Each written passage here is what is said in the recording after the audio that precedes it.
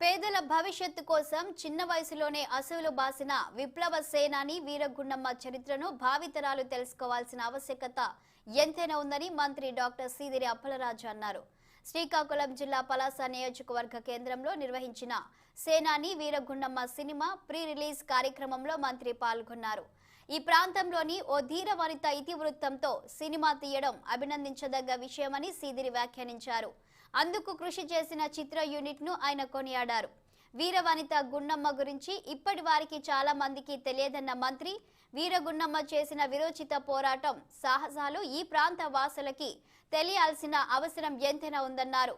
ఈ నెల 6న cinema release కాబోతుంది. అందరూ తప్పకుండా చూడాలని కోరారు మంత్రి సీదిరి అప్పలరాజు. మన ప్రాంతంలో పుట్టి పెరిగినటువంటి ఒక మహిళ, మన ఇంటి ఆడపడుచు, మన సోదరి తెలిసి తెలియని వయసులోనే, చాలా చిన్న వయసులోనే నిండు గర్భిణీగా ఉండి సైతం మన కోసం ప్రాణాలు అర్పించింది అన్నటువంటి ఆ కథ మనం వింటేనే మనందరికీ గూస్ బంప్స్ వస్తాయి. చాలా మంది ఇప్పుడు ఉన్నటువంటి జనరేషన్కి తెలియదు.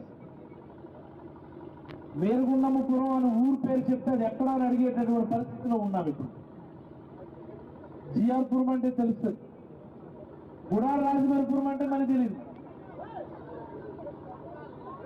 అలాగనే వీజీపురం అంటే తెలుస్తుంది, వీరగుండమ్మపురం అంటే తెలియదు. అలాంటి పరిస్థితుల్లో ఈ వీరగుండమ్మ గారి చరిత్రని మనందరి ముందు ఆవిష్కరించడానికి చేసినటువంటి ఈ ప్రయత్నం వృధా కాదని, ఖచ్చితంగా ఈ సినిమానే కాదు, ఈ కథ, ఈ చరిత్ర